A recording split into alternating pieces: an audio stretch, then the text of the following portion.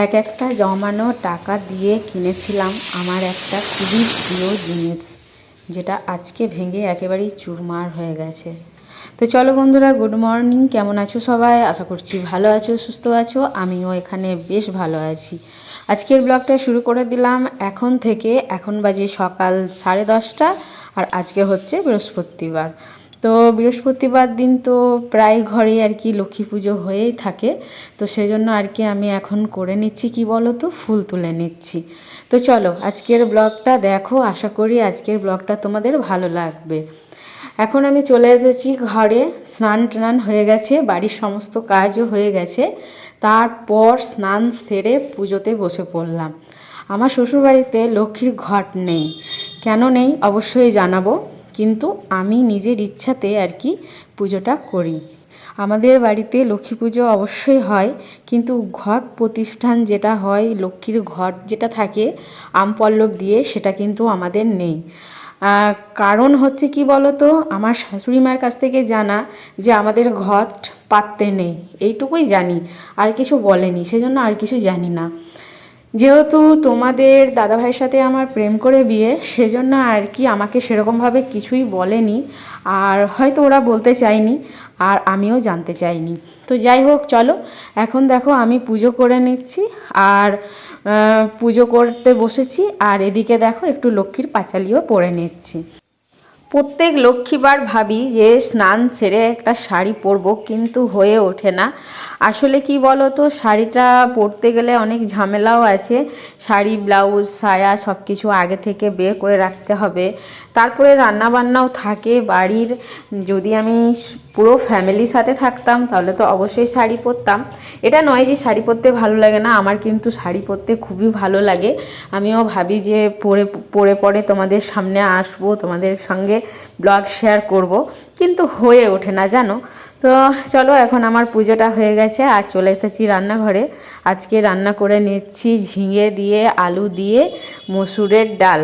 তো এখানে দেখো দুটো সিটি দিয়ে দিলাম, ডালটা তাহলে সেদ্ধ হয়ে যাবে, তারপরে আর কি ফোড়ন দিয়ে দেব। আর আজকে আমি ফোড়নে দেব পেঁয়াজ, জিরে আর শুকনো লঙ্কা। প্রত্যেক দিনই তোমাদের দাদাভাই বলছে যে আমাকে ঝিঙের ডাল করে দেবে। ও জানো তো, ঝিঙের রেসিপি খেতে ভীষণ ভালোবাসে, মানে ঝিঙে পোস্ত, ঝিঙে চচ্চড়ি, ঝিঙের ডাল, মানে ঝিঙে দিয়ে যেটা বানাবে সেটাই ওর খুবই প্রিয় জিনিস। তো যাই হোক, চলো এখন আমি ডালটাকে বানিয়ে নিলাম, আর এখানে দেখো পটল কেটে নিচ্ছি। আজকে বানাবো পটল আলুর তরকারি আর ঝিঙে দিয়ে আলু দিয়ে ডাল। তো সকালবেলায় রোহিতকে একবার রান্না করে দিয়েছি, ও ডিউটি গেছে, আর তারপর আবার রান্না করছি, কেননা আমাকেও তো খেতে হবে, না খেয়ে তো আর সারাদিন থাকতে পারবো না, তাই না? তো চলো এখন দেখো আলুটা কেটে নিচ্ছি, আর পটলটাকেও কেটে ধুয়ে সব কিছু রেডি করে নিচ্ছি, তারপরে বসিয়ে দেবো পটল আলুর তরকারি। তো যাই হোক, সিজনেবল তরকারি তো ভালোই লাগবে বেশ খেতে, মানে সিজনেবল সবজি তরকারির মধ্যে না আমি একটু গুলমেল করে ফেলি। তো প্লিজ তোমরা কেউ কিছু মনে করো না।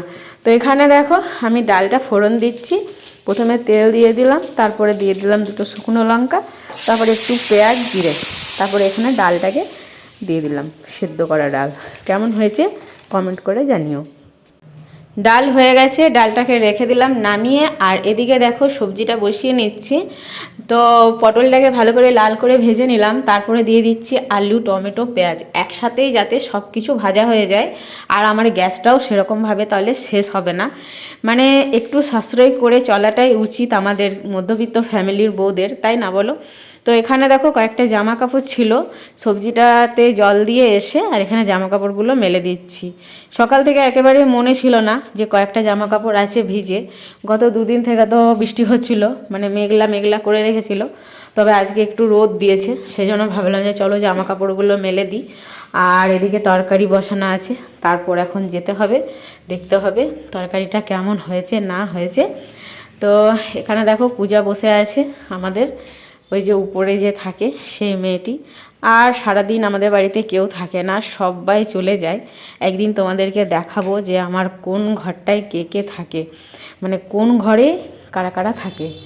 তো যাই হোক, এখানে দেখো জামা কাপড় মেলা হয়ে গেছে, বেশ ভালোই লাগছে রোদটা। মানে আমাদের এখান থেকে এখনও পর্যন্ত ঠান্ডাটা যাচ্ছেই না।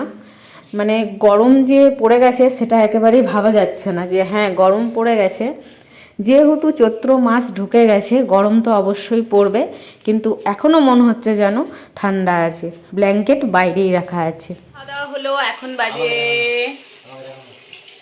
3:45। তো যাই হোক, আজকে রোহিত সকাল সকাল ডিউটি গেছিলো আর ফিরে এসেছে তখন 2 বাজে। আজকে একটু দেরি করে রান্নাবান্না করলাম।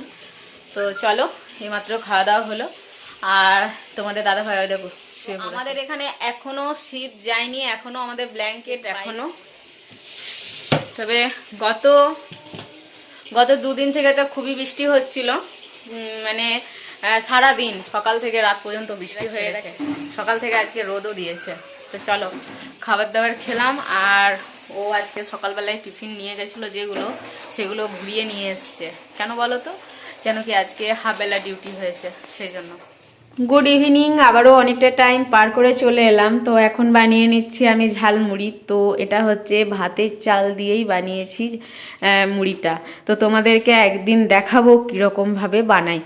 তো তোমাদেরকে ভিডিওর প্রথমেই বললাম যে আমার ট্রাইপড ভেঙে গেছে, যেটা আমি একটা টাকা জোগাড় করে কিনেছিলাম। এই ট্রাইপডটার দাম নিয়েছিল 900 টাকা।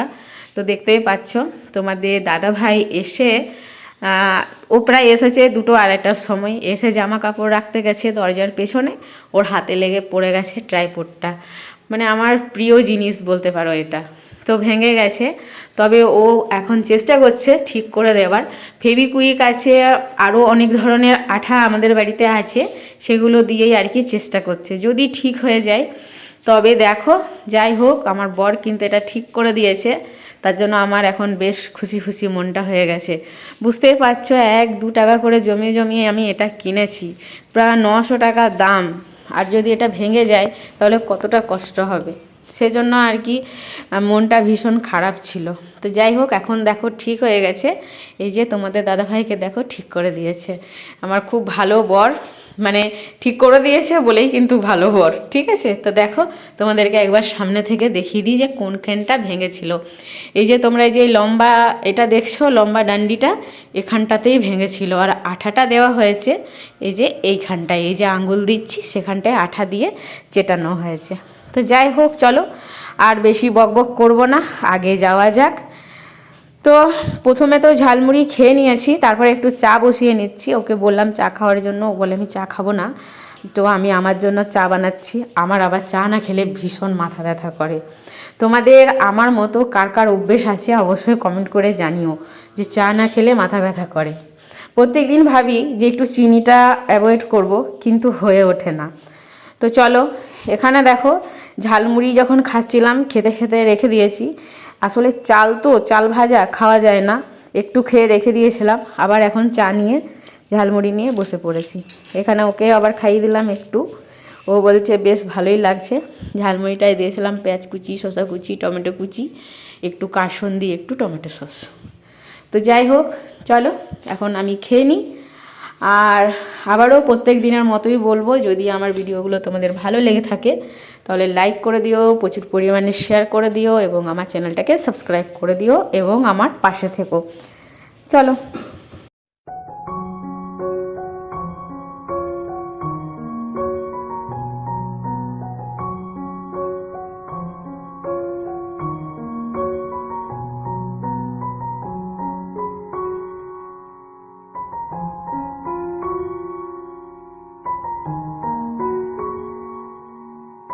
আবার দেখা হচ্ছে নতুন আরেকটা ভিডিওতে। ততক্ষণের জন্য সবাই খুব ভালো থেকো। Tata, good night.